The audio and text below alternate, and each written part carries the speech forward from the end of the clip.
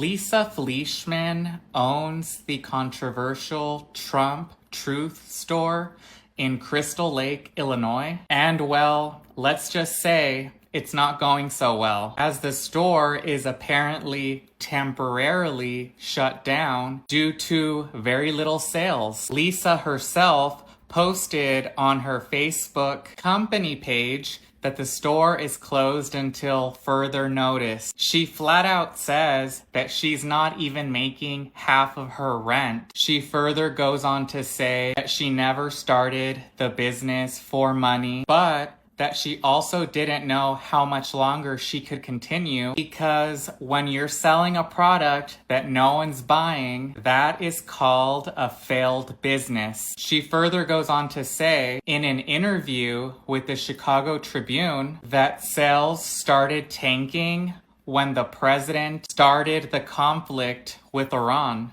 Go figure. But she hasn't given up. She apparently hopes to host a grand reopening in a few weeks, hoping that her business comes back bigger and better than ever. And that may just be hilarious wishful thinking. Firstly, who the hell is going to be wearing this and going outside? Good Lord. Anything with Trump's name on it always goes bankrupt. However, I will not say that it's entirely a bad business, because you could still sell these merch to MAGA folks who are out there who still support him. The MAGA store in our town closed for the winter. It's open now, but for how long, I don't know. This is going to be an economy that is explosive. So you're worried about someone pre-announcing? What they should announce is in the fourth quarter of 2025, this economy is going to be humming.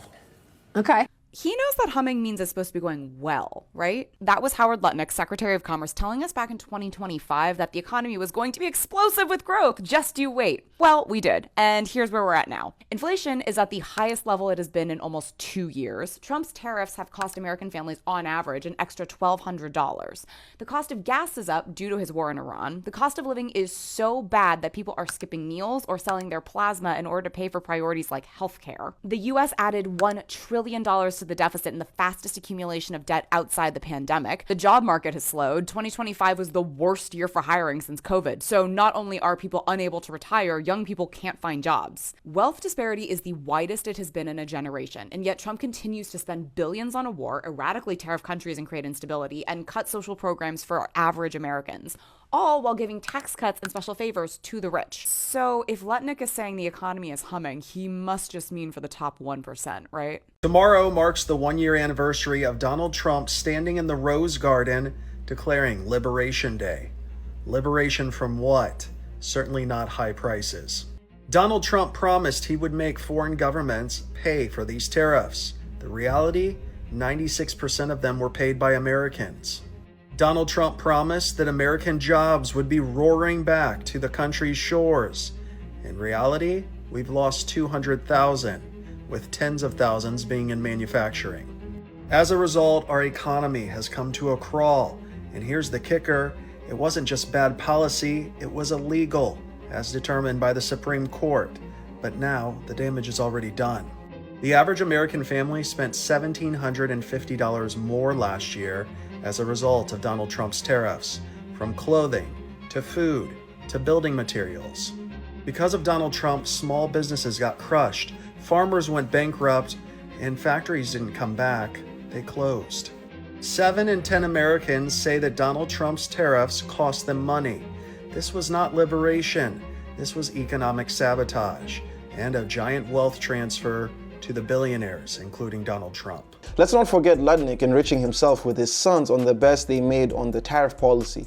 It's a joke. All these billionaires, you expected them to do good by the people, but they ended up doing good by their own folks and their billionaire buddies. 28 years of experience under his belt running Kelly Nursery in Lexington, owner Todd Kelly says last fall the tariffs made it difficult financially for them to expand. We built a large greenhouse this fall, and from a it's a Canadian greenhouse company, and so it's obviously all Canadian steel, and so, as you know, Canadian steel got hit with the tariffs. The Lexington-based small business owner says he paid a hefty 5-figure tariff. You know, the tariffs yo-yoed up and down. They came on, they came off. whereas we thought we were going to, get away with some minor tariff. Finally, it was jacked up to like over $10,000. Late February, the country's top court issued its long-awaited decision, ruling the president did not have the authority to impose sweeping tariffs under the International Emergency Economic Powers Act, or IEEPA, passed back in 1977. Those are the tariffs that could be refunded, and our data shows almost $3 billion just on imports into Kentucky alone that could be coming back in terms of refunds. That is a process that's working its way through the Court of International Trade. That's Dan Anthony, executive director with We Pay the Tariffs, a coalition that represents small businesses across the country. He explains that early March, President Donald Trump imposed another set of global tariffs under Section 122 of the Trade Act of 1974. They are under a different statute of law. Those are still being collected. They have also now been challenged in court. Governor Andy Beshear, along with at least 24 other states, have filed a lawsuit calling Section 122 tariffs unlawful. We are now a month out from the Supreme Court decision, and people still don't know, what is the process I'm going to have to follow to try to get this money back. And at the same time, they've been replaced by new tariffs. A battle that will unfold in the court system. I'm a bit sketchy about Kentucky because Kentucky overwhelmingly voted for Trump. 64%? And apparently it was the highest in the state. So I'm starting to think that maybe this was self-inflicted. For many drivers, pumping gas lately can feel a little intimidating, especially when you own a business that requires a lot of driving. It's went up about $40 per fill. I would estimate probably altogether somewhere around, probably $400 or something like that. He too says driving every day is part of the job. We're driving, Casey here in this truck's driving, 400 miles a week or something like that. The furthest we went was Durango, Colorado. Which means paying for a lot of gas. He says he fills up his tank twice a day. We try hard not to pass the cost on to the customer, but when they do get extreme like this, it kind of does affect our price of service. Wait, so if I don't have a check for $63, I can't get my packages? Correct. When did this start? Because I don't have checks, I only have a credit card. Can you take a credit card? I don't take that. So I ordered something, and if I don't have a check for $63, I can't receive it because of tariffs. Mm-hmm.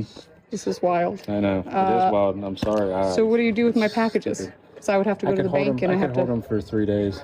Let me go see if my mom. You get 3 attempts. I don't use checks anymore. I use credit card and Apple Pay. Hold on, let me go look for a check. Hold on. I got no checks. So what do? I got to go get a check from the bank and you'll come back tomorrow? Yeah, you can get a certified check made out to UPS. Like a cashier's check? Yeah. And what? And this is tariffs? Yeah. Anything like. Why aren't they telling us about it? I have no clue. I hate even asking people. Yeah, no, I can imagine. It's annoying. The U.S. economy is in big trouble. Let's talk about bankruptcies. Wow. The U.S. economy is in big trouble. Let's talk about bankruptcies. Wow. Wow. Wow. In the first half of 2026, the first quarter, January, February, March 2026, bankruptcies skyrocketed 14%. 131,573 personal bankruptcies, commercial bankruptcies, 8,436. Chapter 7 bankruptcy rose 17%. Chapter 13 bankruptcy went up 8%. And the worst of all, ready for this? Chapter small business bankruptcies went up 67%. If you didn't know, small business is 98% of business in the USA. It's not large businesses. Small business makes up 98% of the US economy.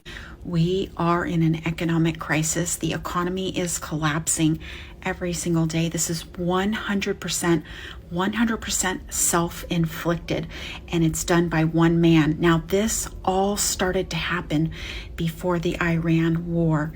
This is going to be catastrophic for the USA. filed Chapter 13 bankruptcy February 2026 and also got laid off last Thursday. And here we have another Delulu. Look what he says. The US has become the biggest oil producer under Trump and every country will be begging the US for energy. Iran was a win-win for us. We control China and Japan and the United Kingdom, and now the EU and NATO are naked. Every single country around the world is in debt, but America is rich in energy and in minerals, bitch. My question is that are you winning as an individual American? Are you making more money now? Do you feel the effects of actually being rich right now? Or is it only the big businesses, the rich people, the billionaires that are actually feeling this wealth? I would say that even more Americans are struggling now than they did during Joe Biden's time. Anyway, guys, let me know what your thoughts are with small businesses shutting down, some of the MAGA businesses that are struggling. Leave your comments down below. I'd love to hear what your thoughts are. If it's your first time to the channel, make sure you like, comment, and subscribe. It really does help out the channel, and I appreciate the ones that did. If you haven't, also check out this video. I'm pretty sure you're going to enjoy it. But nevertheless, I will see you guys when I see you. Peace.